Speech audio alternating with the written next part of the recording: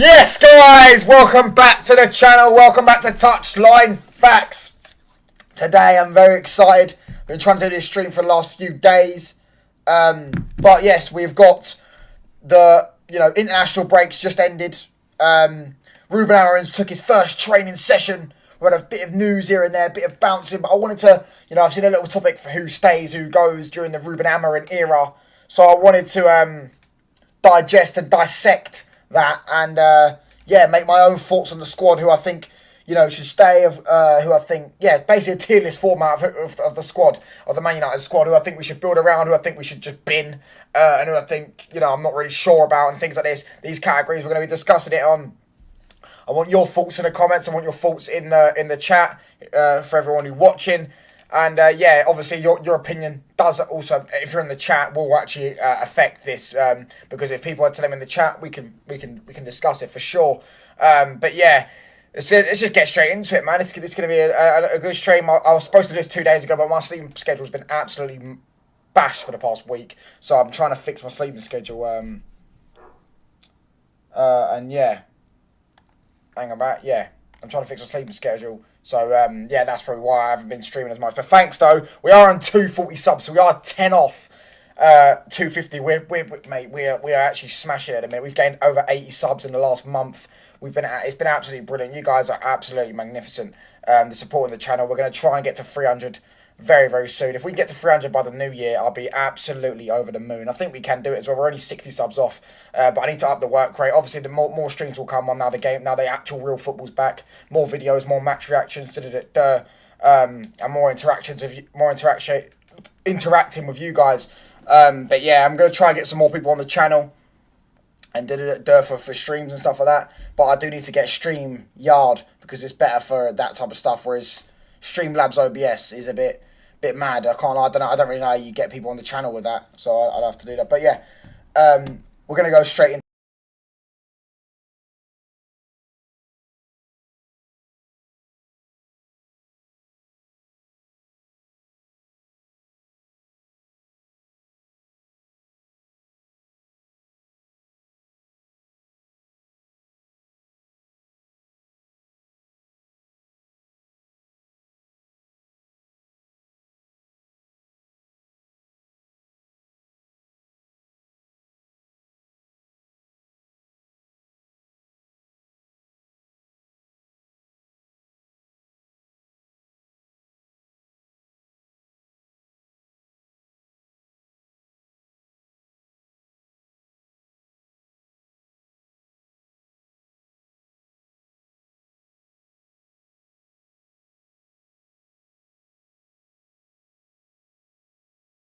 Was it on mute for this one?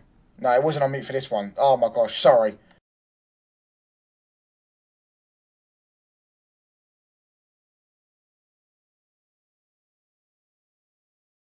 Is that working now? Yeah, it is working for this one. Yeah, it's not mute on this one, is it? It wasn't on mute that whole time. Let me just go back in time and check my thing. I hope my intro wasn't on mute. Yeah, it wasn't. It was only on mute for 30 seconds. Sorry about that, guys. Sorry about that, lads. Cheers for Supersonic in the chat. Put that in the chat. The mic was on mute. Yeah, big up to you. Oh, that's fucking a bit annoying. That was only for 30 seconds. I say, build around us, build around, give a lifetime contract to. Keep for now as someone that, I guess we got a start. Yeah, the start was fine. Yeah, I know. I just went back and see the start was fine. Yeah. Keep for now is someone like, we'll get onto him, but like someone that, causes division in the fan base, might be decent player, but, some people might think, if he gives us a year and then we outgrow him, the team will outgrow him sort of thing, give another chance to someone that's been absolutely arse or whatever, or not been the greatest bit of, the United fans lost faith in him, but let's see what he can do under Amorims. Not sure is someone I don't really know how good they are. I don't really know my opinion on them. And yeah, and sell, bin, I should probably put another sixth category of just bin, because some players just do deserve binning. They don't even deserve selling. But we're going to start off though with this Harry Amas. I'm going to just put him in the simple and not sure what you lot who are watching think of that. But yeah, I would put him in the not sure category of this, because again, these are the type of players I don't know. I haven't seen enough of.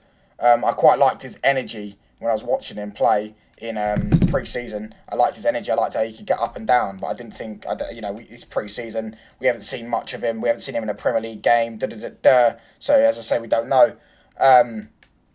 But yeah, we got him in Not Sure. I think that's the thing you won.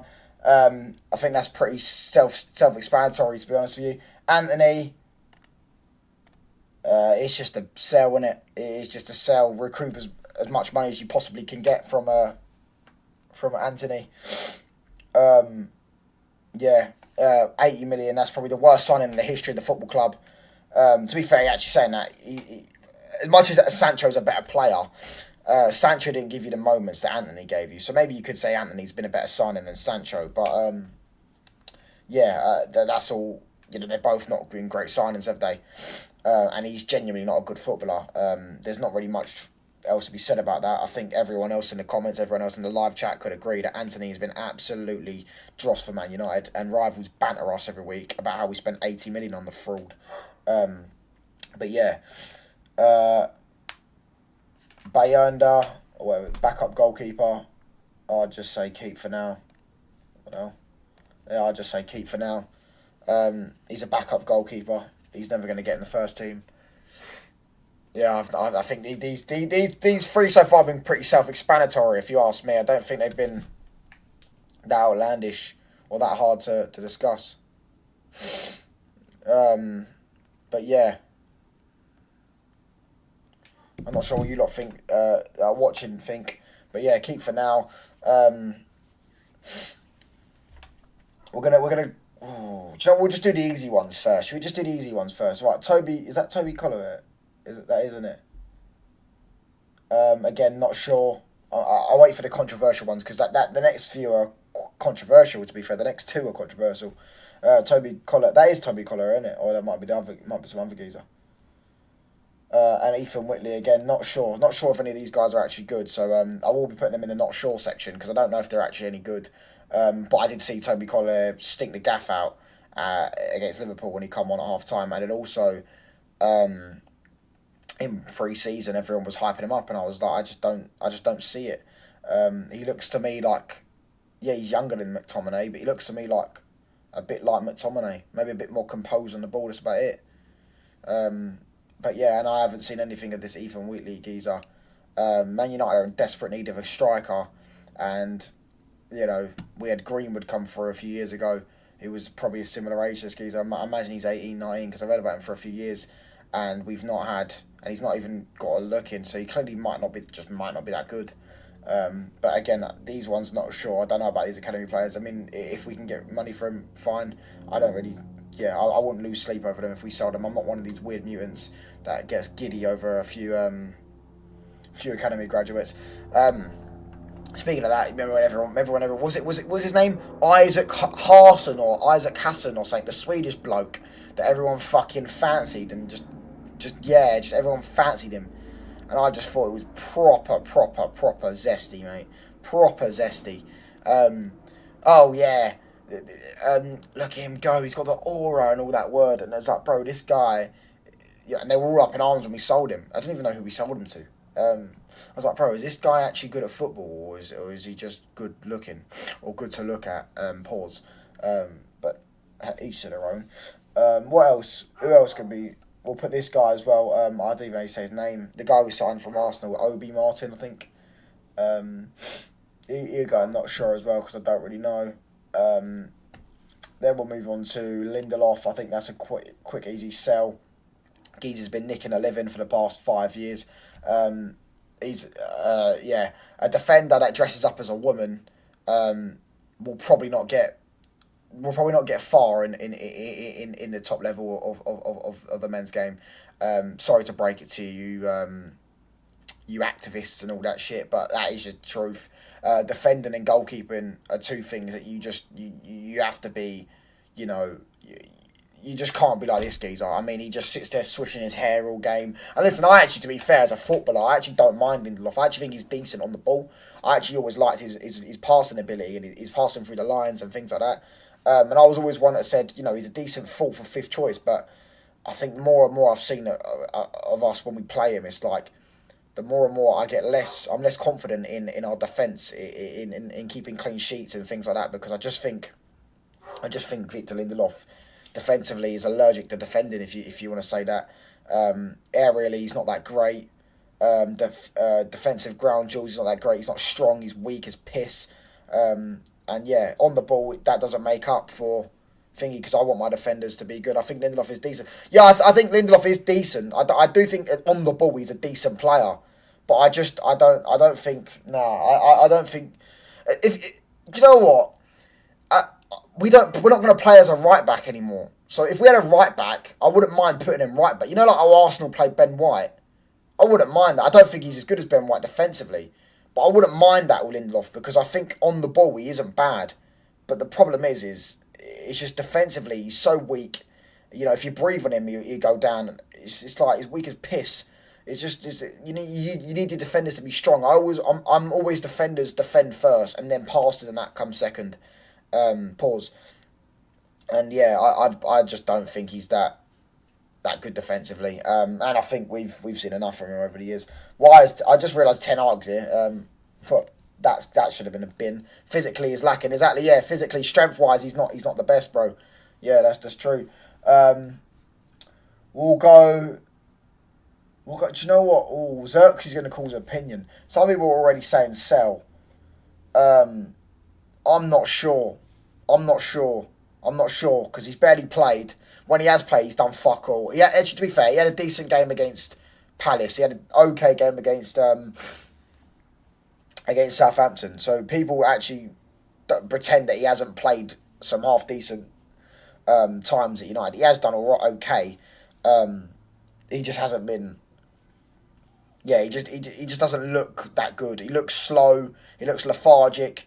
What we were told when we were getting him was this Dennis Bergkamp. You know, he was going to start nicknaming him Joshua Zerkamp or something like that. We was told we was getting this Dennis Bergkamp regen of some false 9.5. Like you know what I mean? Like he's a fucking strain of weed. And you know, got this 9.5 striker dropping into the holes of the midfield and playing passes through for our inside forwards in Rashford and Garnacho to run onto. And so far, he just hasn't been that. He just looks, as I say, apparently he came back unfit. He came back overweight. When we signed him, and ultimately, yeah, he hasn't been that good so far. But I'm not sure, because maybe if he does get into shape, maybe with the new role we're going to play him in an Amorims team, we'll see. You know, with the two wide 10s and a striker, we'll see. Maybe he can play as a wide 10. We don't know. But ultimately, I'm not really sure on him, and I'm not really sold on him, to be honest. I don't think he looks that great from what I've seen. But yeah, I put him in the not sure section. Luke Shaw, fatty boy, Burger King himself. Yeah, it is just a straight bin, isn't it? He even looks overweight in that picture there. If he can go to get me a McDonald's loyalty card, I might be a bit less harsh than him. But I'd fucking sell that. I'd have sold that cunt 10 years ago for a packet of peanuts. 10 years ago, 5 years ago, when he was under Mourinho was calling him overweight. Mourinho don't lie, mate. Mourinho's blunt. He's like me. He says it how he is. He says what he thinks. And Mourinho was calling him overweight, unfit, unprofessional years ago. We should have listened to him then. The geezer. Whilst he has some decent seasons, but ultimately, Luke Shaw is an epitome of Man United fans' Stockholm syndrome. He performs well, and Man United win nothing. The 3 seasons where Luke Shaw's been out with injury in majority of the games, right? 2023, 2024, 16-17, 15-16. All 3 seasons, Man United were successful and won trophies. Won 4 trophies in those 3 seasons. Then all the other seasons, the only season where he actually played a lot of games and we won something was the season we won the League Cup and we're under Ten Hag.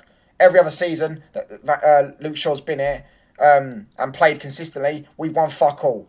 And that's just the fact of the matter is, people can sit there and go, oh, but team trophies. Listen, if you're the common denominator, you're the common denominator. And Man United fans have suffered from this Stockholm syndrome for fucking years. Oh, but he's the best left back in the world when fit, is he? Is he? He's never been the best left back in the fucking world. Never. And never will be. Do you know what I mean? He's never won a league title or a Champions League or done something significant in his career. Behave yourselves. Luke Shaw is an epitomise of everything that's been wrong for Man United. Keep giving chance after chance because he'll play shit for 6 months. He'll go have 2 good games, 3 good games. United will pick up form a bit again, and ultimately everyone forgets about the shit 6 months because he turns up for a month. Do you get what I'm saying? He epitomises everything that's been wrong with our club for the past 10 years. Get rid, bin, bosh, not good enough. And he's injury prone and he couldn't stay fit because he's too busy eating kebabs on a Wednesday night. Yeah, let me know what you lot think. We've got 8 people watching right now. Cheers. Make sure if you are new, do hit the sub button, hit the like button as well, bruv. Big up to every one of you. And now we're going to move on to Lenny Euro, which I'm going to say build around. I haven't seen anything from him as he's been injured, but he's clearly highly touted. Madrid wanted him. And yeah, we spent 50 million on an 18-year-old centre-back, so we kind of do have to build around him. We do have to wait for him to develop into a decent centre-half. As I say, I don't know. I haven't seen anything from him. He's back in training now. I don't think he'll start on it against Ipswich, but I think we'll probably see him maybe against Bodo Glimt or Everton. But yeah, I want to see some of this guy. I mean, the people that I know, you get them hipsters on Twitter. Oh, I watched Lille. I was staying up late, and maybe my own team was watching, but I was watching Lille. Lenny Euro is such a good football player. I promise you, he's such a good player. They don't realise how talented he is. Oh, he's French. Realistically, right? He ticks all the boxes. He's French, light skin, and a centre back. That is a recipe for magnificent. Yeah, French light-skinned centre-back. They are always bang. Saliba, Varane, and there's probably a few others that I can't think of the top of my head. But you get the fucking gist, don't you? Or at least some of them tick the other boxes. Do you know what I mean? Like, you get what I'm saying? This guy could be destined for greatness. He was wanted by Real Madrid for a reason. Real Madrid usually don't get their scouts wrong, as we've seen this sign Endrick, Vinicius, Rodrigo, over the years, Valverde, all these young players from clubs. So clearly there is a decent player there. I just want to see him play football to make my judgment of him. But yeah, 50 million and an 18-year-old, we're going to have to build around him. And yeah, big up to him. Next we're going to go Mickey Mount. Mickey Mount's getting put in sold. Actually, no. Do you know what? I'll say give another chance. I would sell him. If a £30 million offer came in tomorrow, I'd snap your absolute hand off, bruv. I'd say, you having me on? I'd snap your hand off if a £30 million offer came in for him. But I do want to see him in that wide role. If he can stay fit as well, that's the main problem with him. If he can stay fit, he has proven at Chelsea that he's a decent player. He's lifted the Champions League, for God's sake. He scored in the semi-final. He got an assist in the final. He delivered for Chelsea and won in the Champions League. Ultimately, if he could deliver. If he can stay fit and then if he can stay fit, he deserves another. I'd say give him a chance in that wide 10 roles. I don't think he will do it, but I don't think he's that level of a footballer. But yeah, I'd like to see him in that role at least. And I'd like to see him in that role and given an opportunity as such, I guess. And yeah. I'd like to see him get a chance, I guess. I'm not really his biggest fan anymore. I did quite like him when we signed him, but a year of disappointment ultimately has let me down. But 10 people watching though, do hit the sub button if you are new. Let me know what you lot think so far. We've got Lenny Euro and build around. We've got the Bayan, I don't say his name, in the keep for now, the backup goalkeeper. Mason Mount and give another chance. Not sure is all the academy graduates and Joshua Xerxes. And then sell so far is Anthony, Victor Lindelof, and Luke Fatboy Shaw. What do you lot think in the comments? We've got 10 people watching. Do hit the like button as well. But we're going to move on to Mazraoui. And I think this one's pretty simple. Signing of the summer for the Premier League. He's been the best signing, not only for Man United, I think in the summer of the Premier League. I don't think any Premier League team had a better signing so far than him. He's been absolutely magnificent. He's been colossal. He's been brilliant. He's been a breath of fresh air. He's so technically sound. He's so good defensively. He's good at covering space. He's good at positioning wise. He's good at getting stuck in on the ball. He can cross a ball. He's up and down. He's got good energy about him. He's technically good. He can drop in midfield. He can drop at right back. He can do it, or we can play left back, right back. This guy has been absolutely a breath of fresh air. And he's much better than the fucking fish on a bike we had playing last year, and we've had playing for the last few years who couldn't cross his legs. And yeah, he's brilliant. And again against Leicester, he was brilliant. And he's going to continue to be brilliant. And I think he's going to do brilliant in if he's deployed in this wing back role, because I think he's technically brilliant. I think his energy is brilliant. I think as a player he's brilliant, and I really do. And I think defensively he's also brilliant. So yeah, I think other than the Liverpool and Spurs game, which everyone was bad in, he's been brilliant in almost every game he's played. Other than those two games. So yeah. And to be fair, those two games he was awful. He was probably one of the worst players. Goals were coming from his side, but yeah, I'd still. Other than that, I think he's been absolutely superb. So yeah, I'm putting him build around, and he's only 25, and we just signed him for 12 million. Absolute bargain bucket. Onana, again, simple one, build around. He's been absolutely brilliant for the pretty much. I'd say probably since the start of the year, but definitely since the start of this season. He's been brilliant. You could argue there was a lot of mistakes, to be fair, in it last season. But yeah, I think at least you can solid from the fresh start of this season. I think he's been brilliant. I think he's been quality. He's dragged us through to get clean sheets. He's dragged us through points. He's saved one-on-ones. He's saved penalties. And yeah, you're starting to see the goalkeeper that we all thought we were buying when we did buy him. And he is actually an half-decent goalkeeper. Who knew, by the way? Because I was saying it on this channel a year ago. I said, look, he might not be doing it right now, but I do think Onana... Well, maybe I did turn my back on him. Actually, I don't remember. But I did always think Onana was a decent player. I know when my head calmed down, I did remember. I did go like, nah, I do think Onana's a good player. I do think Onana's a good goalkeeper. And ultimately, he is a good goalkeeper. And he's been decent this season. And yeah, I imagine I think he's only like 28, 29, maybe a bit younger. I don't know. But yeah, I'd build around him for at least for now. I'd build around him. Maybe you could say 3 or 4 years we might end up selling him. I don't know. But yeah, ultimately, I don't think he's actually been a bad signing. And he, as I said, I think he's top 5 goalkeepers in the league. But that's for a conversation for another day. But yeah, I think he's quality, man. Yeah, so yeah, yeah. Maguire, sell, lad. I think this one's a pretty simple one. Although his contract's running out, so we're actually gonna lose another £80 million asset. Well, he was never an £80 million asset, but we bought him for £80 million, and we're going to lose him for free. We're going to lose another one like we did with Pogba for free, which is, it is distorting for our fucking finances. I'll tell you that now. I mean, if you were a businessman, you'd have a heart attack. Fuck me. Daniel Levy would have a fucking heart attack if you looked at our finances. Fuck me, that guy is fucking tighter than a fucking virgin's penis, pussy. I'll fuck that one up. But you get the point. With Harry Maguire, he's not been as bad as people will make out, but he's also not been as good as people as he and his family fucking made out. When his look, like, I don't dislike him because I understand it's not his fault. He was given the captain's armband. It's not his fault he was signed for 8 million. But when you score for England and then you cuff your ears to the fans. You scored against Albania and you cuff your ears to the fans, and then a week later you get sent off away at Watford. It's not a great look.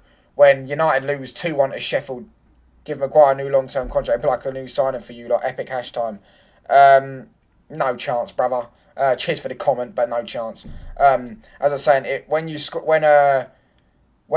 Man United lose to Sheffield United after we were top of the league, by the way. We were top of the league at this point, by the way.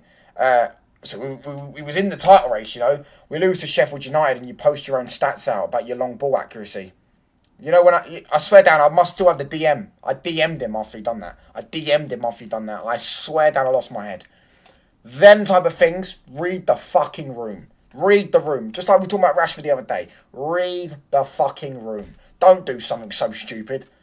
You're at Man United, not Leicester. If you're top of the league and you lose to Sheffield United at home, you do not post your fucking stats out. That's my problem with some of these players, and that's my problem with them. Too stuck up their own arse, in their own world, in their own bubble. But ultimately, I don't think he's actually been as bad as people think people make out he has. And look, yeah, I thought he was a bit overhyped towards the end at stages of last season. You know, when he came in last season and everyone was going, oh, Harry Maguire's been a true professional and he's revived his Man United career, and we conceded like 16 goals in like 7 games or something ridiculous like that. It's like, bro, give it a rest, man. It's not about individuals, man. It's about the team. We're fucking getting absolutely slapped, losing. We're conceding 4s to Copenhagen and 3s to Galatasaray and all that. It's like, bro, read the room, man. Really and truly, has he revived it? Has he been a true professional? Ultimately, I do agree that, you know, he has kept his head down. He has, but, yeah, sell. Well, he's going anyways, and he's not going to sign a new deal, is he? We're not actually going to recoup any money for him, which is actually kind of sad. We probably could have got 30 million for him at least last summer, maybe the summer before, at a club like West Ham. And I can see him doing a job at a club like West Ham, because I actually do think he's a decent defender. But yeah, next, Dalot, build around.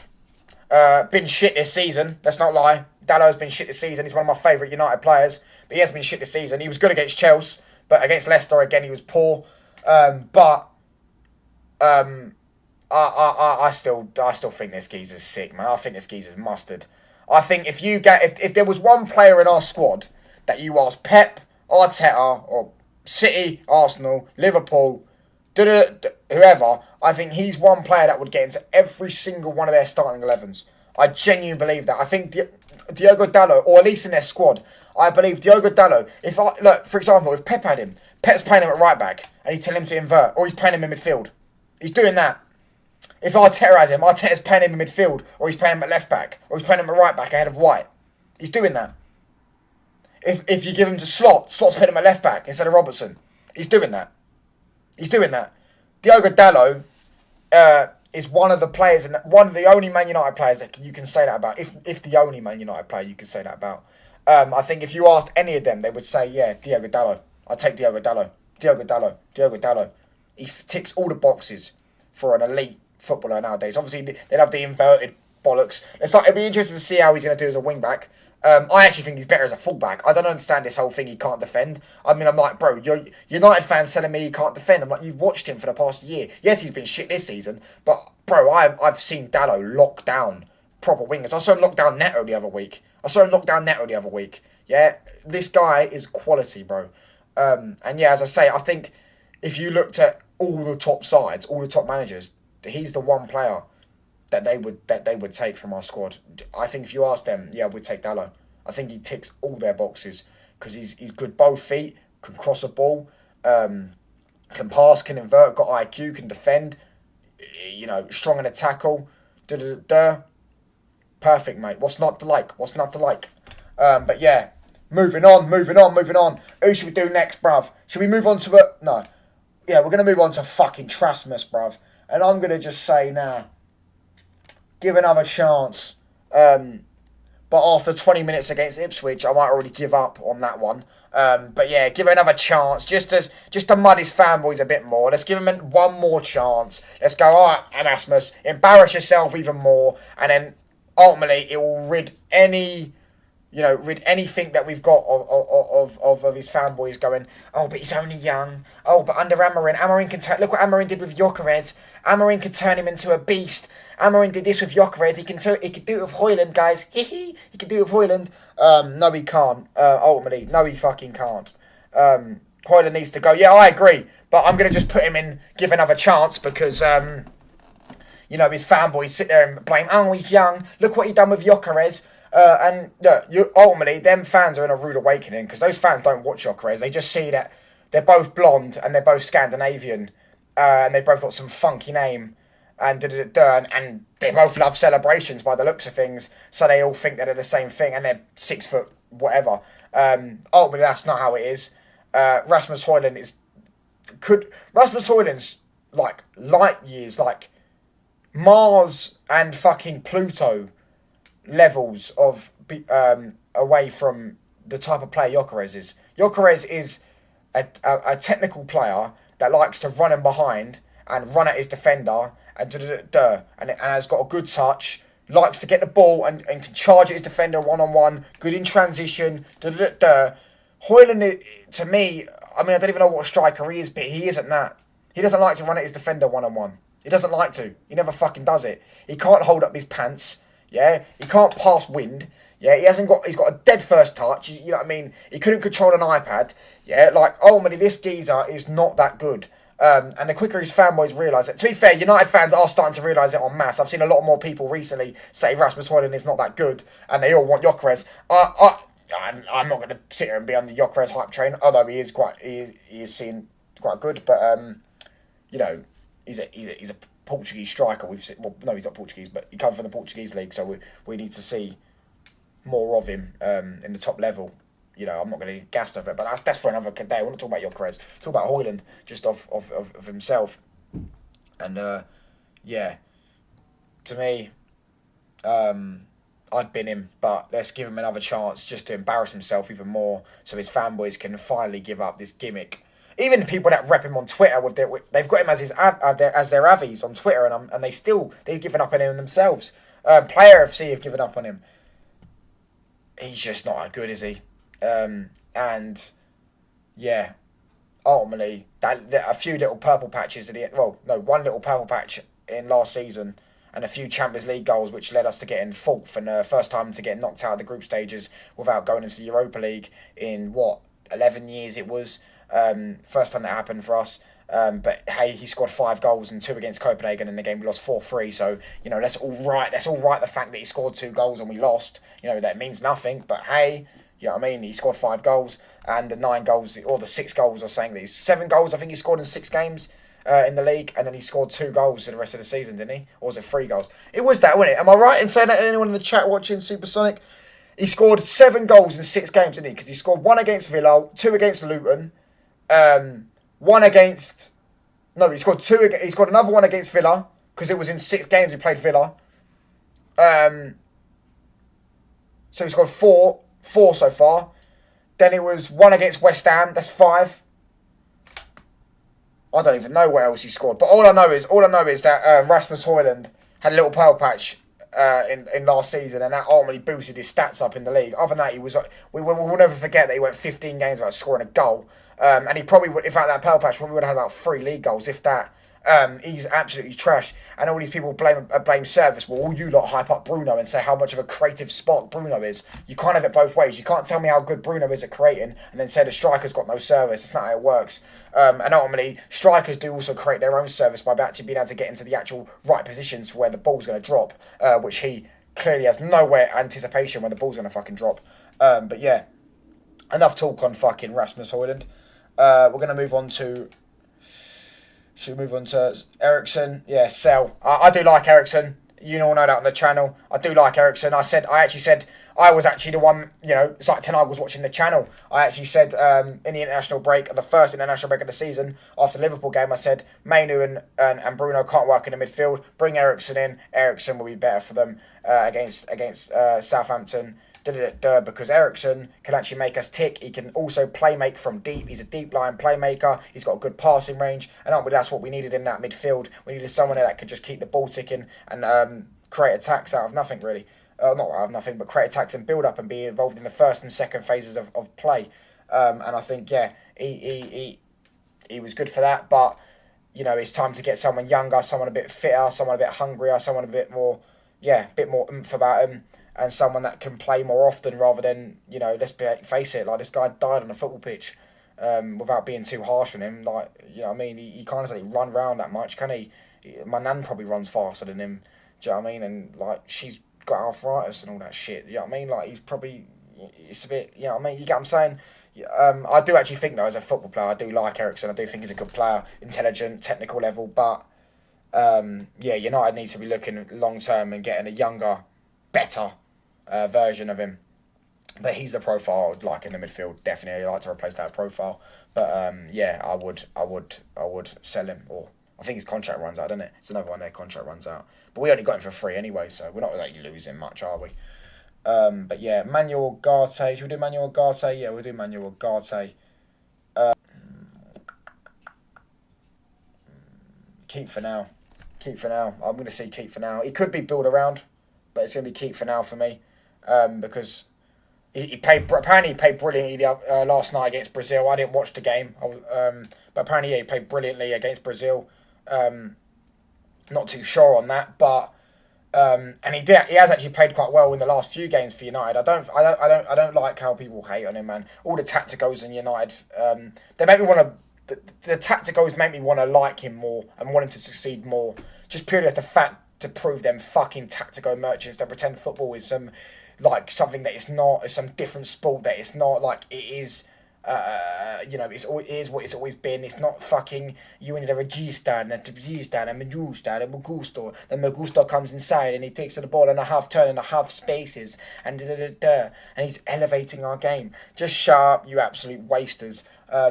This guy is a destroyer. This guy isn't that great on the ball, and that is one thing that does frustrate me at times. Not that he doesn't look bad on the ball. He looks like he can control and drop a shoulder and things like that on the ball, but it's like, there's times where I'm looking at him going, I look at Casemiro. Times Casemiro just gets the ball and switches it. 30-yard ping. I want to see that from Ugarte. Maybe Ugarte can't do that. Maybe Ugarte's way of being on the ball is running with the ball. Because I've seen him get the ball and drive with it at times and actually get through the hole and pass 2 or 3 players and things like that. I've seen him do that. So maybe that's his way of with the ball. You know what I mean? But yeah.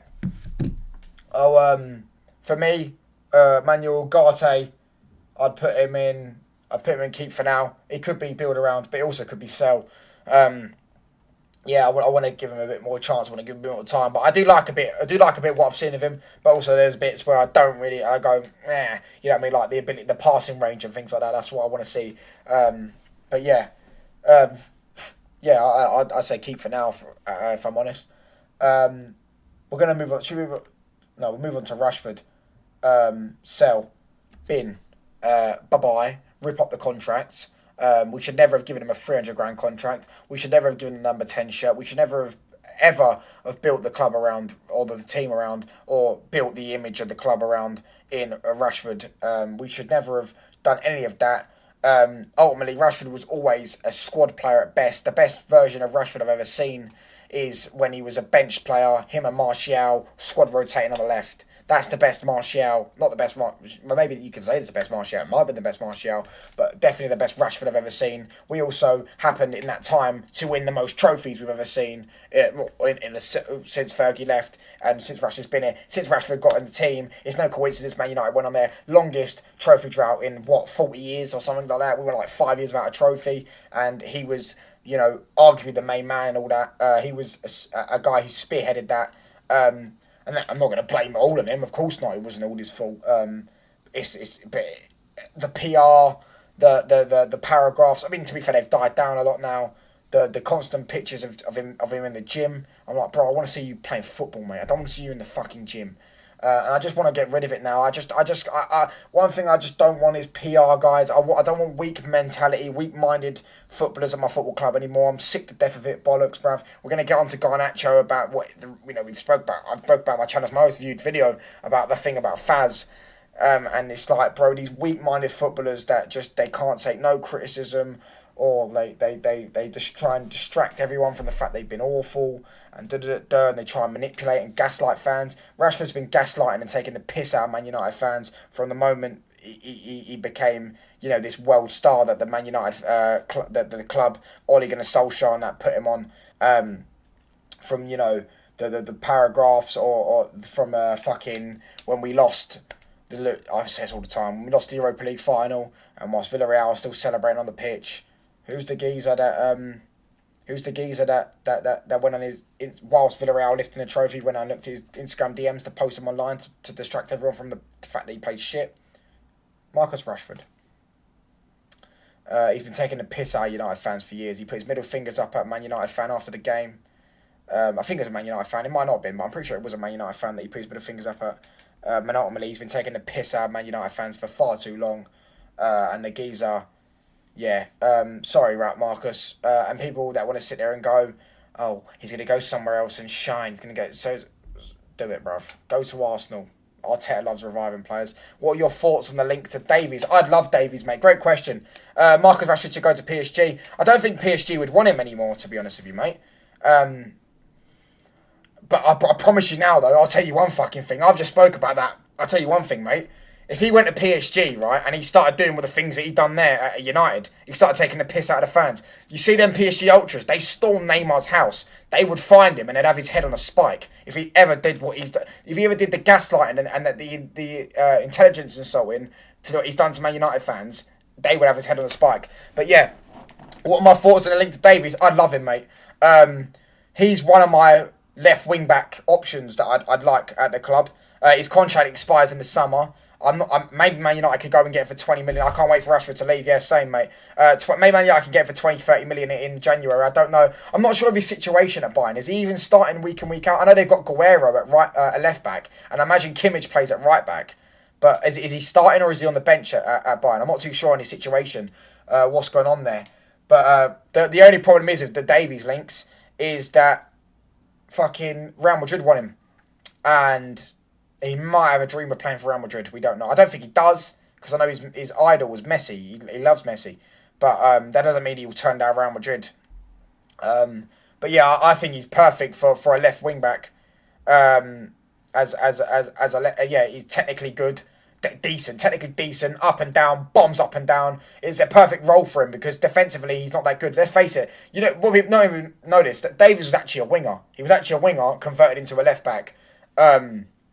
I think for Canada he actually plays as a left winger. So yeah, he was a left winger converted into a left back. I think wing back will be a perfect role for him. And him or Ait-Nouri will probably be my choice. But yeah, take the number 7 of Mason Mount, 100%, bruv. He should never have got it. Just like Rashford should never have got the number 10. Just like Garnacho should never have got the number 17. But I get it, they're all marketing nowadays. But the number 7 shirt is a sacred shirt. It's the shirt of the greatest football players that have ever played for this football club. For Cantona's, your Best. Best did wear it, didn't he? Best didn't wear 7. Did Best wear the 7? He did wear 7, didn't he? Or was it Dennis Law that wore the 7? No, Dennis Law wore the... Hang about, bruv. I need to type the best one to say. I have the scarf of it, of all the 7s. Anyways, Ronaldo, Beckham, Cantona, these lot. Yeah, to Mason Mount. Do you know what I mean? It's like that. Even when you go like recent years, at least Di Maria was a sick footballer, and I don't think he was actually that bad at United. He was a sick footballer, Di Maria. Like Mason Mount is just, he's just meh. He's just meh. Like he just never deserved it. But I think it was the way. I don't know if it was a club idea. I don't know if it was a Ten Hag idea, but it was clearly masked up to try and get a few more shirt sales. And normally, I don't think I've ever seen someone wear a 7 Mount shirt since he's got it here at Man United. So yeah, take the number 7 off him. And yeah, he shouldn't. He's been a disaster signing, but I still would say give him a chance. I'd actually would have given him the number 17 or his legendary number 19. I don't think we've got a number 19 at the football club. I could be wrong. I don't think we've got a number 9. Maybe one of you lot can let me know in the chat. I don't think we have. I could be wrong. But yeah, I don't think we've got a number 19 at the football club. We could have just given him the number 19, which he was number 19 at Chelsea. But yeah, if the only way we get Davies would... the only way Davies would join us is if we're in the UEL and qualifying for the UCL next season. Yeah, but even so... If we win the UEL. Even so, I still think, even if we win the Europa League, there's still a chance he goes Real Madrid. I think that's what it is. I do think Champions League qualification will come into it. But yeah, I would love him. I'd love him. I think he'd be perfect for that role. And we'd have great wing back or full back depth with Davies, elite winner as well. He's won trophy after trophy after trophy at Bayern. He's been a part of an elite football club around elite winners. And he's got that embedded him in his culture now. He understands how to win, and that's what I'm about. I'm about footballers that know how to win. Because you can sign a technical football player all you want. You can sign a player that's talented. Ultimately, if they're 25 years old and they've rotted at fucking Burnley their whole career, they're not going to be that good. You know, when people are hyping up that Sander Berg geezer, and I'm like, bruv, the geezer's 26. Yeah, all them tacticals are hyping him up over a guy. Oh, he's 26, and he's been relegated twice, I think. And now he's at Fulham. But yeah, who knew? The only way that I've got onto that with Davies. I'd love him. I'd love Davies. But I still think there's probably a higher chance he goes Real Madrid than he goes to United. But I'd love him. There's no other two ways about it. I'd love Davies. Do hit the likes up, boys. Do subscribe if you are new. Trying to get to 250 ASAP, man. 250 subs. But yeah, moving on to Malacia. No, should we do Malacia? We'll do Malacia. Not sure.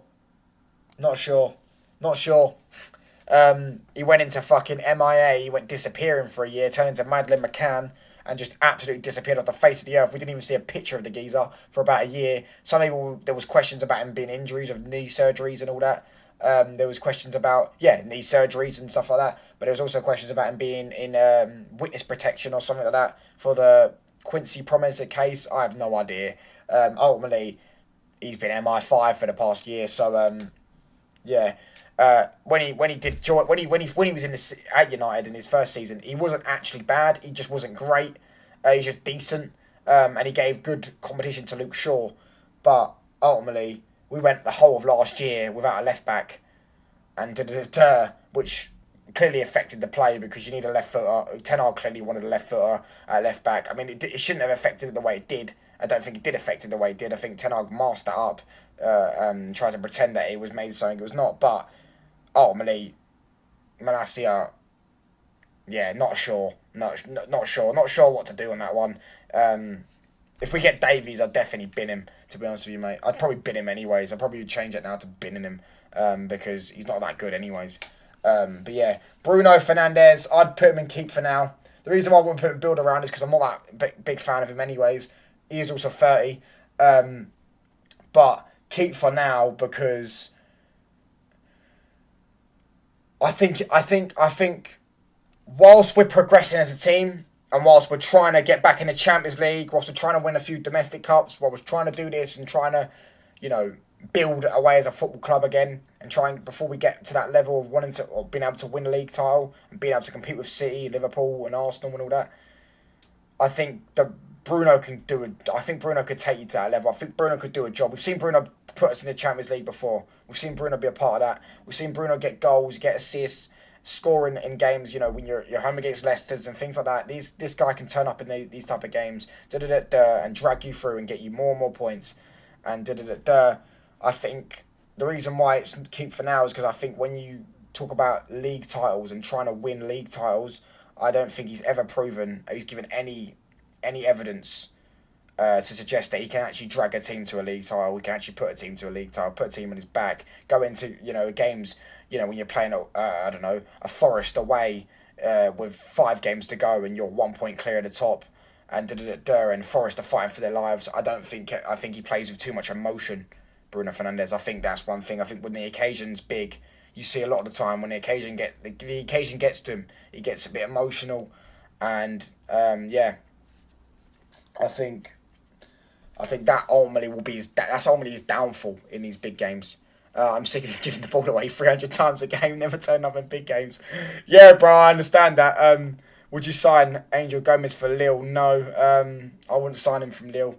I did like him when he was here, but nah, not for me, mate. I think we can get someone better from it than him. To be honest with you, bro.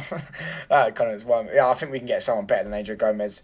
I think he's just a decent player, Gomez. I think that's all he is. Let's not pretend he's not. Do you know what I mean? He was always a decent player. He was a decent technical player. He'd get absolutely... I don't like usually saying this, but he'd get absolutely run ragged at times in the Premier League.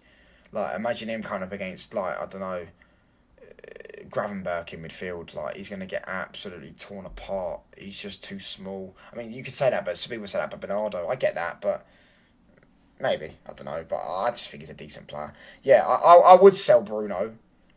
But the only reason why I'm not putting him on sell, to be honest with you, is because he's just been given a new contract and there's no chance, there's no point, because he's not going to get sold, is he? And I think, at least for a season, that's why he's on keep for now, at least for a season, he can get us in the Champions League. I am sick of him, though, giving the ball away. I'm sick of him. I'm sick of it. You know what I'm sick of Bruno doing the most? Is the hero ball. The hero ball. Yeah, the hero. You know, like when we was 1-0 against FC20. We had a free kick in the last minute. Bruno just tries to shoot and tries to score. It's like, bro, fuck me. Like, you're not Ronaldo. It's like he's playing for TikTok edits. It's like he's playing for TikTok edits. It's like he's playing for that one time where he pulls it off and everyone goes, look at Bruno, clutch, superhero, Superman, Man United's captain. I'd definitely take the fucking captain's armband off him, by the way. That's one thing I definitely would do. But yeah, anyone that's saying that they would sell Bruno, I agree with you, mate. And I've nearly broke my fucking monitor watching him play football at times. Just screaming how angry he makes me sometimes watching him because he does some stupid things. But then again, there is a decent player there. He can do stuff in a football game that, you know, wins you games. He's not an awful football player like who we're going to get onto next, and we're going to just bring on to him, bruv. And I would fucking bin him. I couldn't give a shit. I don't care. Oh, but he's young. He's only 20. Oh, he's only 20. Guys. He's only 20. How old's Jamal? Does anyone know? Oh, yeah, 17. Everyone knows that. But how old's Jamal? How old's Musiala? Because I don't know how old Musiala is. How old's Wirtz? I don't know how old Wirtz is. I genuinely don't know how old these players are. I actually don't even know how old fucking Jude Bellingham is anymore. I don't know. I imagine it. I think they're all like 20, 21. They're all similar age. Yeah, I guess that. Real talk. How old are they? Why does no one bring their age up? Oh, that's right, because they're actually good. They're actually good. Garnacho is awful. He will not suit this new system.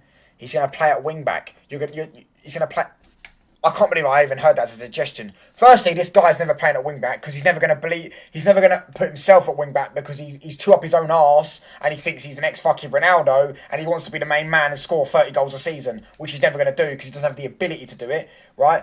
But the reason why he's never going to play wing back is not only that is also because he's not good enough. You think a right-footed left winger that can barely cross a ball on his right foot is going to be able to play left wing back without a left foot? He hasn't got a first touch. He isn't good defensively. He isn't good up and down. He's got no IQ. He's got no touch. Can't pass. Can't cross. Can't really shoot. You know, all he does all game, Garnacho, is spam shots and give the ball away. And the odd time it comes off, and everyone sits there and goes, Viva Garnacho, and forgets about the last 700 fucking million performances and goes, yay, Garnacho's brilliant. This is what I mean. I can't believe people are giving up on him. And yeah, I can't stand him as performances. I genuinely, I've said it before. I think now I'm definitely saying it. I stick by it. I think he's the worst winger to consistently play for the football club. He's played consistently at the football club for over a year now. Anthony didn't play consistently for the football club for over a year. He played for about 7 or 8 months. Maybe you could say that. If you want to really put him in the same category as Anthony, you can. Oh, but he's got more GA than Saka this season. Yeah, against Barnsley and against Leicester in a fucking EFL Cup, mate. Talk about his league goals. Oh, that's right. He started, I think, 9 games in the league. He scored 1 goal in the games he started in. Off the bench, he scored 2. Off the bench, he scored 2, I think. Yeah, he's got 3 goals in the league. Off the bench, he scored 2. But in one game that he started in, out of 9 games he started in, he scored 1 goal. Proves everything you need to know. He's good against tired legs. Against fucking relegation fodder. Stat pads. Geezer's trash, bro. Let's be real, man. Come on, man. Let's not do this, man. Like, real talk. I'm going to read your comments in a minute, by the way, boys. I'll get on to them. Like, real talk, man. Garnacho, like, there's not one thing he's good at for me to get there and go, okay, cool. Like, with Mainu. Mainu is a sick footballer. Which is why when he plays bad, I'll get on to him for playing bad. Right? But I won't sit there and go, oh, but, he's shit and all that, because I know he's not. I know he's actually a good football player. He's actually got attributes that you look at and go, this fucking geezer's good. Garnacho's got no attributes I look at and go, he's actually good. You know what? I think if we get a player out there, the geezer's greedy. You know what I mean? He can't pass. He's not even good at shooting to be greedy. He hasn't got good enough touch. He hasn't got a good enough, as I say, shot, finish, headering, fucking free kicks. The lot, he's not got anything, man. He's not got any attribute that I look at and go, yeah, that geezer's going to get 30 goals a season. He's never going to do it. So, bin. He's never going to fucking do it. And the geezer's ego is so far up his own arse, bro. It's as high as Snoop Dogg on 420, bruv. Yeah, high as a kite, bruv. High as a man in fucking a coffee shop in Amsterdam. This geezer is not that good, bro. Like, he believes too much in his own hype, and I blame all the TikTok kids for gassing him up, buying his shirt. Oh, Garnacho, and all that shit. I think Morten Hobb, I know what you're talking about there, the Danish midfielder, in midfield from Sporting Lisbon to Manuel Ugarte would be scary. I've never watched him, mate. I'm not going to lie to you. I've never watched him. Yeah, I've never watched him. I don't even know. I don't know if he starts for Denmark. I don't know if he does. I think he was at the Euros. I do remember him at the Euros, but I've never watched him. So yeah, I can't really comment on that. But yeah, thanks for the comment, bro. Garnacho needs to go immediately. He's so bad. He has no mentality. Impact player at best. Correct, bro. Spot on. Impact player at best. Bench player at best. But the problem is the reason why I wouldn't have him as a bench player is because his own ego doesn't think he should be a bench player, and his own fanboys don't think he's going to be a bench player. Like the other day, I know it's an only kid, yeah, but there was a video of the geezer's, the little kid, right? Yes, I know he's a kid, but like, this is my problem with it. Like, bro, this is why we've been finished, yeah. And he's a kid, right? So lay off him, yeah. But he's a kid. But the geezer's going to Rude. He's right next to the Rude. He's going, bring Garnacho on, bring Garnacho on. It's like, bro, the geezer's shit. The geezer's shit. And then he's like, Garnacho's my hero and all that shit. It's like, bro, fuck me. These lot never learn. They were 5 years behind on Rashford when I was telling them from 5 years ago that Rashford's not... If you want to win league titles, Rashford should not be starting week in, week out for you. And Marcus Rashford is miles better than Garnacho, by the way, because Marcus Rashford actually has attributes, by the way. You know, I said attributes, you look at attributes, like Garnacho, ball striking dead, dribbling dead, first touch dead, passing dead, shooting dead, finishing dead, heading dead, free kicks dead, when defensively dead, work rate is a bit meh, it's not actually as great as people make out, but hey, he wears Ronaldo's boxers, so he must be good. Yeah, Rashford's at least got a few things. His ball striking, his finishing at times is good. You know, he can produce moments. He's got to score some free kicks in him. I just don't think Garnacho's ever going to reach them levels that Rashford did, and Rashford's not even that good. Johnny Evans, Sell, great servant over the years. Cheers for the league titles. Great club servant, but yeah, let's not be sentimental. Let's sell him and get a proper centre back in. He's like 36 now. Ahmad. No questions, no questions answered. No need to answer him. This guy is a phenomenon. He's the best in terms of ability. He's the best footballer at the club, and we should build around him. And you've seen once again, as I said, he'll come back into the team now. Ten Hag's gone, and he has, and he'll start delivering. Like I said, he would at the start of the season. When he was playing, he actually wasn't that bad. He just got dropped because. I think he actually got dropped because Anthony scored against Barnsley, and I think Ten Hag thought, oh, Anthony's got his confidence back now, he scored against Barnsley, so let me start him and see how he's going to do. No, mate, cheers. No, mate. I was swapped out on Garnacho for, I don't even say his name, Kavica, Scalia. Yeah, I would too, mate, but that's kind of like saying to someone, if I go up to Andrew Tate and say, listen, mate, give me your baguette. Oh, yeah, what are you offering me then?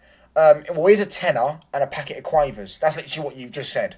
That's literally what you said. Your baguette for a tenner and a packet of quavers. Because there's no way on God's green earth Napoli, Antonio Conte is going to accept arguably their best player. He probably is their best player for Garnacho, who's... listen, Garnacho would get absolutely crucified if he was at Napoli. Them fucking Napoli fans, them Italian fans don't fuck around. Just like Rashford with the PSG fans, they don't fuck around. They will absolutely crucify the fella. But yeah, cheers for the comment, brother. And yeah, Amad Diallo, as I said, when he comes back in the team, delivering 2 goals against PO. I didn't even think he's played that. I don't actually think his performances have been that good. I think Amad. I know his numbers aren't bad. I think Amad's performances could actually go up levels. I wasn't that good. I wasn't that happy with him against PAOK, that team that we played in the Europa League. I know he scored 2 goals, 2 good goals actually. And I like that first goal because it shows that he's got the inside forward element, you know, the Mohamed Salah element, which could add an extra 10 goals to his campaign. And obviously goals, you know, they're things you want from your attackers, of course. But I think performance-wise, I still think there's so many levels for Ahmad to go up. I've seen enough of flashes of brilliance to know that this geezer can go up levels and perform brilliantly and beat his man and create chance after chance. I saw it against Southampton. He created like 7 chances against Southampton. And yeah, I want to see more of that from him. And I expect more of that from him because I understand his ability. Although his goal output was good against POAK and he got an assist against Leicester. So his numbers actually haven't been bad that season. And Ten Hag deserves to be put on the international war crime list for not playing this geezer. All for yeah, and then Anthony and Garnacho and Ahmad's better than both. let's face it. We'll go Kobe Mainu, Starboy, main event, Kobe main event. There's just no words really need to be said, does there? The geezer is absolutely mustard. This geezer has got the world's at his feet. He's one of the best midfielders in the Premier League at the age of 19. And he's a footballer I really can get behind. And if you want to talk about, with Garnacho, as I said earlier, about his attributes, you look at Mainu's attributes. The geezer's got a good first touch. He can pass. He can shoot. He can drop a shoulder. He can dribble. He can carry. He's good in a tackle. His defensive awareness lacks a bit.